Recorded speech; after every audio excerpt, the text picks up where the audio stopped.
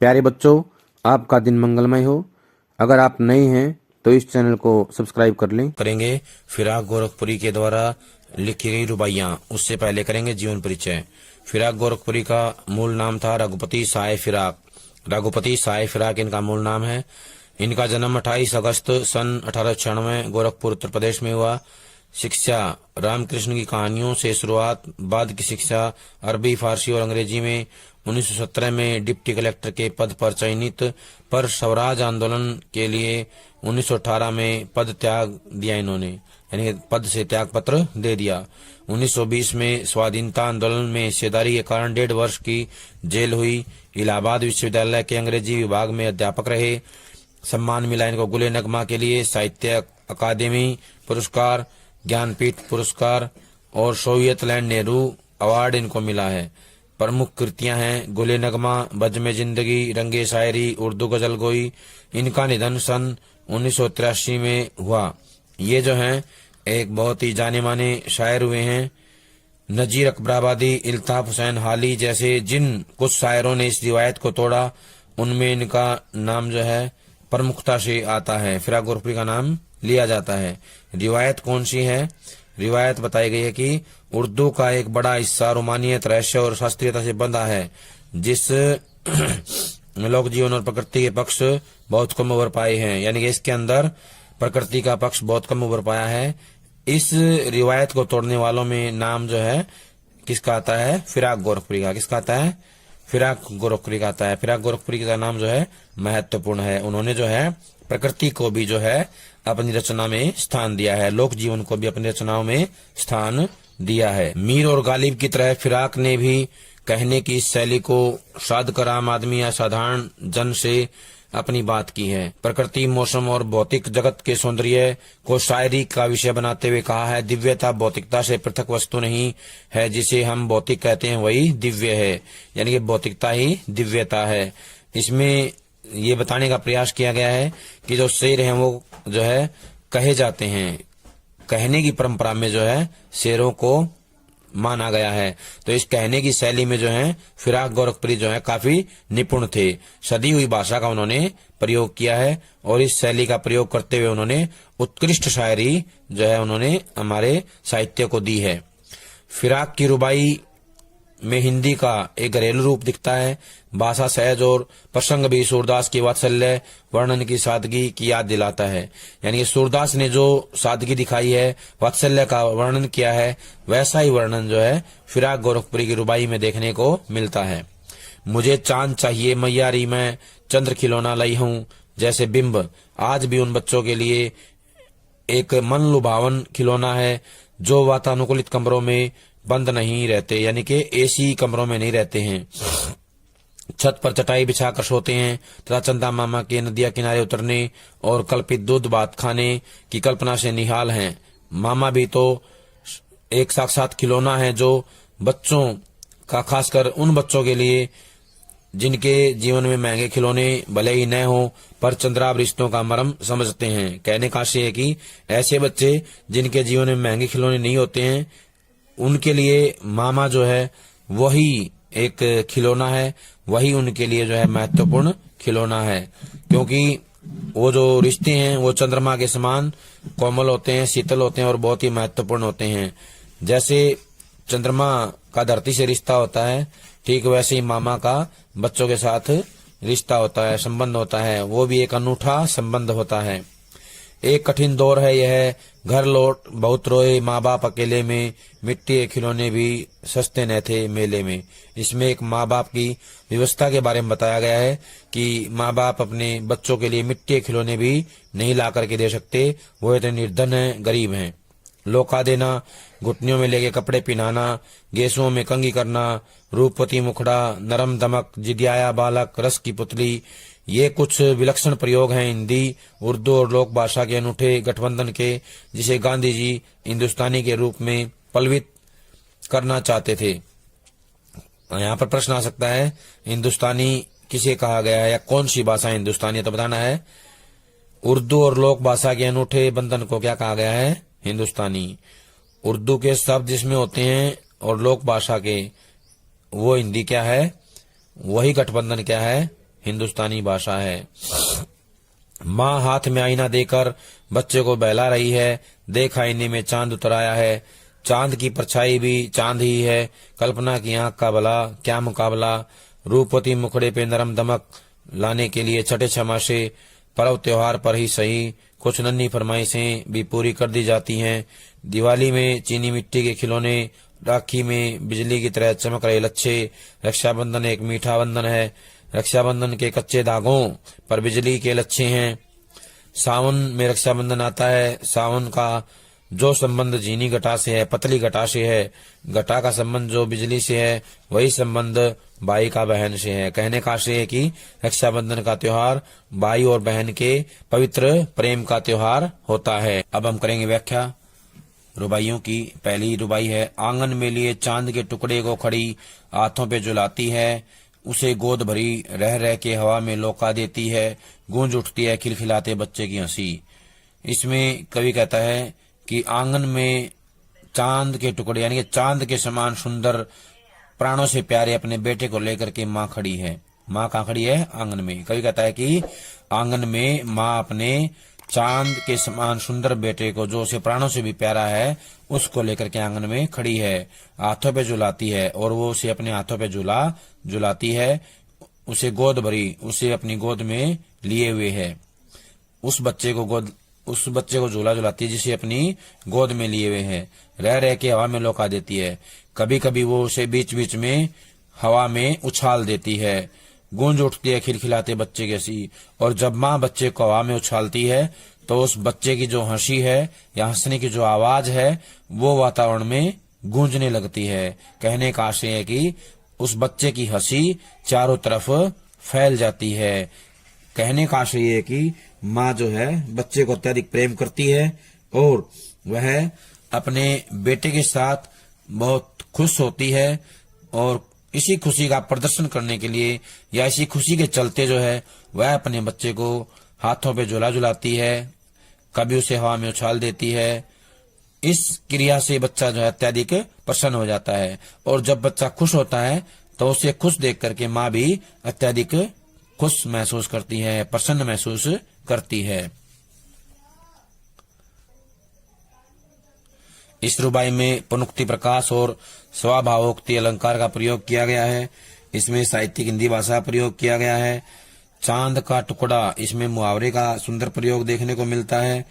इसमें दृश्य और श्रव्य बिंबों का प्रयोग किया गया है। भाषा सरल, सहज और साहित्यिक गुणों को लिए हुए है। वात्सल्य रस विद्यमान है इसमें, ये इसकी विशेषताएं हैं। अगली रुबाई देखें।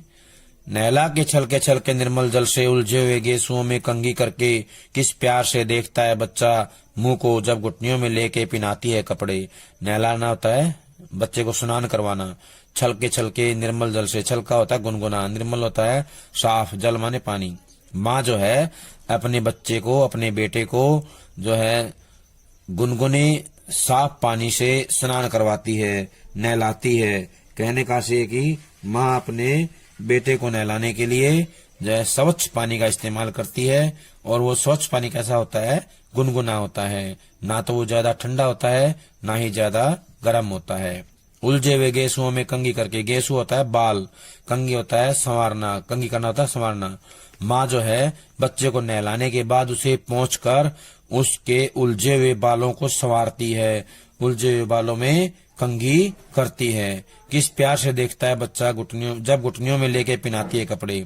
और माँ जब बच्चे को अपने घुटनों में लेकर कपड़े पहनाती है तो बड़े प्यार के साथ बच्चा अपनी माँ के मुंह को देखता रहता है। कहने का आशय ये कि माँ जो है बच्चे को बड़े प्रेम के साथ नहलाती है, कपड़े पहनाती है, तो बच्चा जो है माँ की इन क्रियाओं के साथ इतना घुल मिल जाता है कि वह कोई ऐसी क्रिया नहीं करता जिससे माँ जो है रुष्ट हो जाए, रूठ जाए।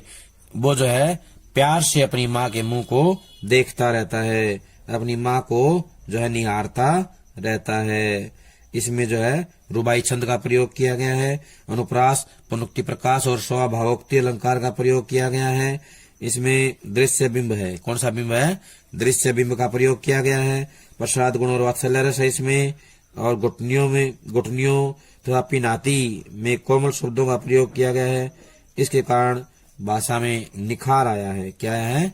भाषा में एक निखार आया है। अगली रुबाई है, दिवाली की शाम घर पुते और सजे, चिन्नी के खिलौने जगमगाते लावे, वो रूपती मुखड़े पई एक नरम दमक, बच्चे घरौंदे में जलाती है दिए। कवि कहता है जब दिवाली का त्योहार आता है, दीपावली का त्योहार आता है, उस समय सब घर क्या होते हैं? पुते हुए होते हैं। पुते होता है सफेदी किए हुए, रंग रोगन किए हुए। सजे होता है सजाए गए, लड़ियों से रंगोली करके सजाए जाते हैं। घर में लड़ियां लगाई जाती हैं, घर में रंगोली की जाती है, दीवारों पर चित्रकारी की जाती है, अलग अलग कैलेंडर लगाए जाते हैं। तो इससे क्या है? घरों की सजावट की जाती है। चीनी के खिलौने और चीनी से बने हुए खिलौने भी लेकर के आते हैं, जगमगाते लावे। और हर घर में क्या होता है? रोशनी की जाती है दीपक के माध्यम से। वो रूपती मुखड़े पे एक नरम दमक, और वो रूपवान माँ, सुंदर माँ अपने चेहरे पर जो नरम मुस्कान लिए हुए है, कोमल मुस्कान लिए हुए है, एक चमक लिए हुए है, बच्चे घरौंदे में जलाती है दिए। बच्चे के साथ मिलकर घर में जो है दिए जलाती है, घर में रोशनी करती है। कहने का आशय है कि जो दिवाली का त्योहार होता है वो रोशनी का त्योहार होता है, प्रकाश का त्योहार होता है। इसमें बताया गया है कि जब दिवाली की शाम आती है तो माँ जो है, वो माँ जिसके चेहरे पर कोमल चमक है, सुंदरता है, जिसका मुख सुंदर है, सुंदर माँ अपने बच्चे के साथ मिलकर के अपने घर में जो है दीपक जलाती है। और जब माँ घर में दीपक जलाती है तो बच्चा जो है खुश हो जाता है, प्रसन्न हो जाता है। कहने का आशय है कि दिवाली का त्योहार प्रकाश का त्योहार है, रोशनी का त्योहार है। इस दिन माँ बच्चे की खुशी के लिए घर में दीपक जलाती है, खिलौने लेके आती है और बच्चे की खुशी के लिए हर वो काम करती है जिससे उसका बच्चा प्रसन्न रहे, खुश रहे, उसे किसी प्रकार का कोई कष्ट या तकलीफ ना हो। इसमें बताएंगे कि भाषा सरल, सहज व साहित्यिक हिंदी का प्रयोग किया गया है।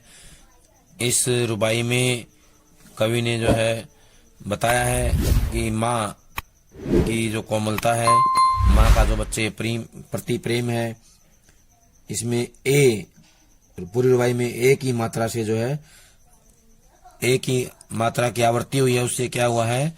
उससे जो है सौंदर्य बढ़ा है, रुबाई का सौंदर्य बड़ा है, उसमें वृद्धि हुई है। माँ की ममता और कोमलता का स्वाभाविक चित्रण किया है, स्वाभाविक वर्णन किया गया है।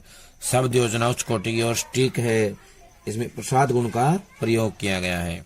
अगली रुबाई है, आंगन में ठुनक रहा है जिदी आया है, बालक तो ही चांद पे ललचाया है, दर्पण से दे के कह रही है माँ, देख आईने में चांद उतर आया है। आंगन होता है घर के अहाते में, ठुनक रहा है, नाच रहा है। जिदियाया होना जिद कर बैठता है, जिदियाया माने जिद करना। ठुनकना होता है नाचना, मचलना, कूदना, मस्ती करना।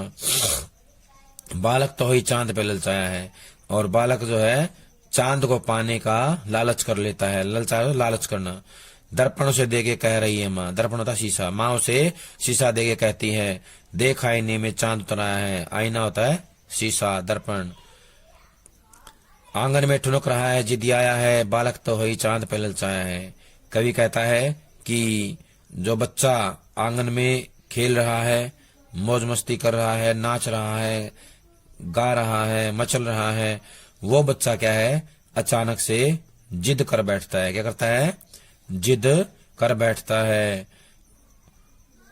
बालक तो ही चांद पे ललचाया है, और वो चांद को जब देखता है तो वो चांद को प्राप्त करने की जिद कर लेता है। उसके मन में चांद को पाने का लालच हो जाता है। बच्चा अपनी माँ से कहता है कि वो उसे चांद लेकर के दे दे। दर्पण से दे के कह रही है माँ। चांद को बच्चे के लिए लेकर के आना बहुत मुश्किल है, लेकिन माँ जो है अपनी कल्पना के माध्यम से दर्पण से दे के कहती है कि देख आईने में चांद उतर आया है। उसे शीशे में दिखाती है चांद की परछाई, देख आईने में चांद उतरा, और कहती है कि देख शीशे में तुम्हारा चांद आ गया है।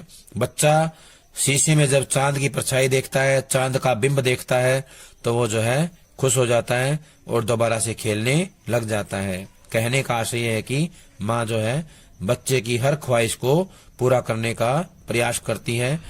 उसका ये प्रयास रहता है कि बच्चा कभी दुखी ना हो, हमेशा खुश रहे, इसके लिए सदैव वो तत्पर रहती हैं। इसके अंदर कवि ने जो है शुद्ध साहित्यिक हिंदी भाषा का प्रयोग किया है। रुबाई छंद है, प्रसाद गुण विद्यमान है। रुबाई में कोमलता लाने के लिए जिदियाया हई शब्दों का सुंदर प्रयोग किया गया है। इस पद में वर्णन गतिशील होने के साथ साथ चित्रात्मक है। कैसा है? चित्रात्मक है। संपूर्ण पद में स्वभावोक्ति अलंकार है। कौन सा है? स्वभावोक्ति अलंकार है। इसमें वात्सल्य रस का और प्रसाद गुण का भी सुंदर प्रयोग किया गया है। वात्सल्य रस है और प्रसाद गुण का सुंदर प्रयोग देखने को मिलता है। अगला है, रक्षाबंधन की सुबह रस की पुतली छाई है घटा गगन की हल्की हल्की, बिजली की तरह चमक रहे हैं लच्छे, भाई के है बांधती चमकती राखी। कवि कहता है कि जब रक्षाबंधन का त्योहार आता है तो उस समय जो सुबह का वातावरण होता है बहुत ही सुंदर होता है, रसीला होता है। कहने का आशय है कि बहुत ही आनंददायक होता है। इस समय आसमान में क्या होता है? छाई है घटा गगन की हल्की हल्की। गगन होता है आसमान, घटा माने बादल, हल्की हल्की माने थोड़े थोड़े। कवि कहता है कि जब रक्षाबंधन का त्योहार आता है उस समय आसमान में हल्की हल्की घटाएं छाई होती हैं। कहने का आशय है कि इस त्योहार के अवसर पर आसमान में काले बादल छाए हुए होते हैं। बिजली की तरह चमक रहे हैं लच्छे, भाई के हैं बांधती राखी। और कवि कहता है कि मीठी मीठी बातें करने वाली जो नन्ही बालिकाएं हैं, जो लड़कियां हैं, वो अपने भाई के लिए जो है चमकती हुई राखियां लेके आती हैं और उनकी राखियों की जो चमक होती है बिजली के समान होती है। जो राखी के धागे होते हैं बिजली की तरह चमक रहे होते हैं। भाई के हैं बांधती चमकती राखी, और वो चमकती हुई राखी जो है अपने भाई को बांध देती हैं। कहने का आशय है कि जो ये भाई और बहन के प्रेम का प्रतीक त्योहार है, ये खुशी का त्योहार होता है एक बहन के लिए। और बहन इस दिन पूरा प्रयास करती है, पूरी कोशिश करती है कि वो अपने भाई के लिए सुंदर से सुंदर राखी लेके आए और अपने भाई को उसकी कलाई पर बांध दे। चमकती हुई राखी लेके आती है। जिस प्रकार बादलों के अंदर बिजली जो है छुपी हुई होती है, उसी प्रकार बहन के हृदय में अपने भाई के प्रति अपार स्नेह छुपा हुआ होता है, अत्यधिक स्नेह छुपा हुआ होता है। और वो अपनी प्रसन्नता, वो अपना प्यार जो है अपनी राखी के माध्यम से प्रकट करती है, अपने भाई को राखी बांधकर प्रकट करती है। और भाई भी जो है इस अवसर पर अपनी बहन को वचन देता है कि वो सदा उसकी रक्षा करेगा, उसके दुख में सुख में हमेशा उसके साथ खड़ा मिलेगा। कहने का आशय है कि रक्षाबंधन का त्योहार भाई और बहन के पवित्र प्रेम का त्योहार होता है। इसमें बताया गया है कि नन्ही बहन के लिए रस की पुतली अत्याधिक सार्थक शब्द है। छोटी बहन जो उसकी होती है भाई की, उसके लिए रस की पुतली का प्रयोग किया गया है। संपूर्ण पद में दृश्य बिंब विद्यमान है। शब्द चयन उचित और भावाभिव्यक्ति में सहायक है। पुनोक्ति प्रकाश और उपमा अलंकारों का प्रयोग किया गया है। रुबाई छंद का प्रयोग किया गया है। शब्द चयन उचित और भावाभिव्यक्ति में सक्षम है। भाषा में सरलता, सहजता, प्रवाहमयता का गुण विद्यमान है और शुद्ध साहित्यिक हिंदी भाषा का प्रयोग भी देखने को मिलता है। प्यारे बच्चों, आज जो काम करवाया है सभी इसको कॉपी में लिख करके याद करेंगे। सभी का बहुत बहुत धन्यवाद।